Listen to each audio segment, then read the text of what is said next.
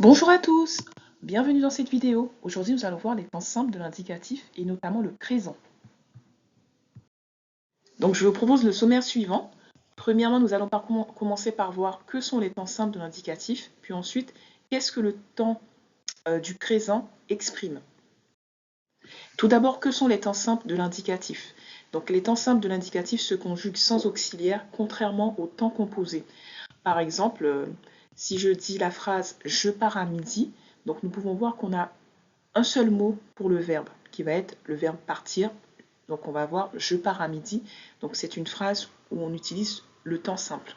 Contrairement à la phrase où on va utiliser le temps composé, si je dis « je suis parti à midi », en fait, je vois que j'ai deux mots pour le verbe. On va avoir l'auxiliaire plus le participe passé. Donc c'est ce qu'on va appeler le temps composé.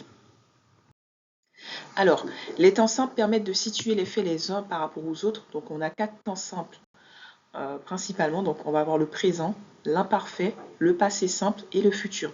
Et dans cette leçon, comme je le disais, nous allons parler du présent.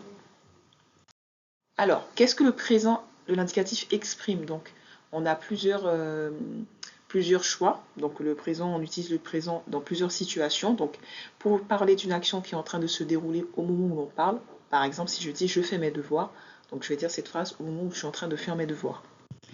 On utilise également le présent pour parler d'une vérité générale. Par exemple, dans les maximes, dans les proverbes, on va toujours utiliser le présent.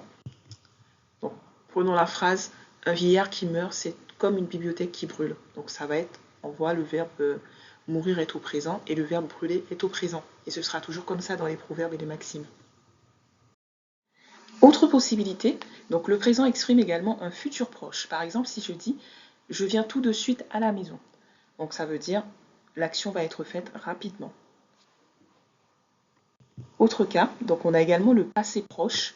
Donc si je dis je rentre de l'école, quand je dis cette phrase, ça veut dire que je ne suis rentrée il n'y a pas très longtemps. Donc c'est un passé qui est proche.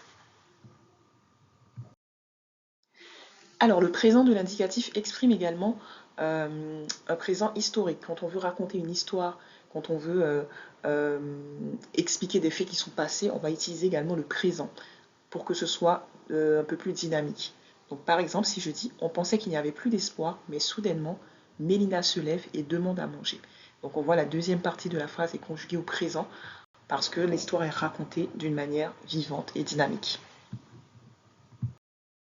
Pour mettre en pratique ce qu'on vient d'apprendre, je te propose un exercice dans lequel il faudra conjuguer les verbes entre parenthèses dans les phrases au présent de l'indicatif. Je te propose de mettre la vidéo sur pause pour faire l'exercice et puis de revenir plus tard pour suivre la correction ensemble. Je te souhaite bon courage et à tout de suite. Alors, nous revoici pour la correction du premier exercice.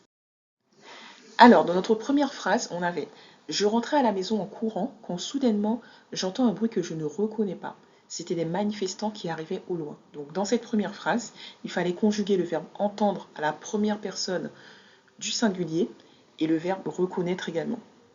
Deuxième phrase, si tu veux aller vite, marche seul. Si tu veux aller loin, marchons ensemble. Donc il fallait conjuguer le verbe vouloir et le verbe marcher. Donc à la troisième personne du singulier et à la première personne du pluriel. Troisième phrase, Mia finit le collège cette année. Donc il fallait conjuguer le verbe finir au présent. Ma mère vient de rentrer il y a 1 heure. Donc là, il fallait conjuguer le verbe venir.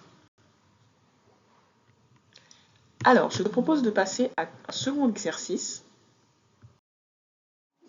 Dans cet exercice, je te propose de reprendre les phrases de l'exercice qu'on vient de corriger et il faudra indiquer pour chaque phrase est-ce que le présent exprime une vérité générale, un présent de narration, un futur proche ou un passé proche. Bon courage! Voilà. Je te propose de mettre ta vidéo sur pause et puis de revenir dans quelques minutes pour que nous puissions faire ensemble la correction. A tout de suite! Prendre quelques minutes pour faire l'exercice puis de revenir pour la correction.